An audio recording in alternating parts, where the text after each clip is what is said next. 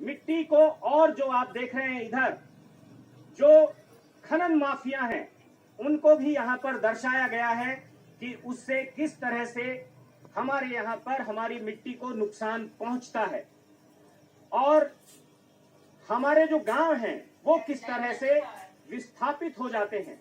और समाधान साथ के साथ बताए गए हैं, आप पीछे तक देखेंगे, वनों की कटाई को रोकें, वनीकरण करें, मतलब जंगलों को आग न लगाएं या जंगलों की कटाई न करें। अगर इन चीजों से बचेंगे और साथ में पेड़ पौधे लगाएंगे तो ऐसी स्थिति में अपनी मिट्टी को रोका जा सकता है, बचाया जा सकता है। पुराने काल में जल संग्रह का जो मेजर सोर्सेस थे, जैसे तालाब लगाना है, धरण बांधना है, तो वो मिट्टी से बांधे जाते थे। तो ये सबसे इम्पोर्टेंट मिट्टी का उपयोग था पुराने काल में। वैसे ही अगर आप आगे देखेंगे तो आपको घर निर्माण करना है या बांधकाम क्षेत्र में ज्यादा से ज्यादा मिट्टी का यूज किया जाता था पुराने काल में। भिंत लगाने के लिए, घर बांधने के लिए, अलग अलग कंस्ट्रक्शन में ये सब मिट्टी का दिखाया जाता था।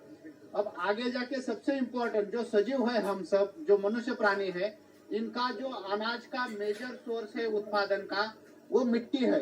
अगर मिट्टी ही नहीं होगी तो उसका अनाज का उत्पादन नहीं हो सकता।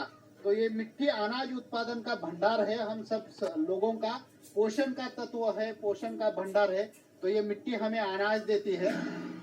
ये शरीर मिट्टी का है, ये घर मिट्टी का है, ये बर्तन मिट्टी के हैं। और मिट्टी के जो उपयोग हैं आप देखेंगे, सॉयल यूज इन मेडिसिन, मृदा के औषधीय प्रयोग, ये सारी चीजें भी यहाँ पर आप देखने के लिए आपको मिल रही हैं। यहाँ हमने मिट्टी के जो औषधि गुणधर्म है, औषधि उपयोग है, वो दिखाया है। प्राकृतिक चिकित्सा में हमारे यहाँ मिट्टी की मड थेरेपी की जाती थी। अलग अलग हमारी बीमारियां दुरुस्त करने के लिए, उनसे हम मुक्ति पाने के लिए मड थेरेपी की जाती थी।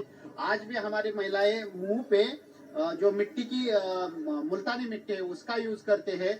वैसे ही आप अगर घर में देखेंगे तो घर में पुराने काल में धान्य संग्रह के लिए, जल संग्रह के लिए और घर में पूरा सभी चीजें जो मिट्टी की रहती थी। हमारे बच्चे भी मिट्टी में खेलते थे और मिट्टी में खेलते खेलते बड़े हो गए हैं।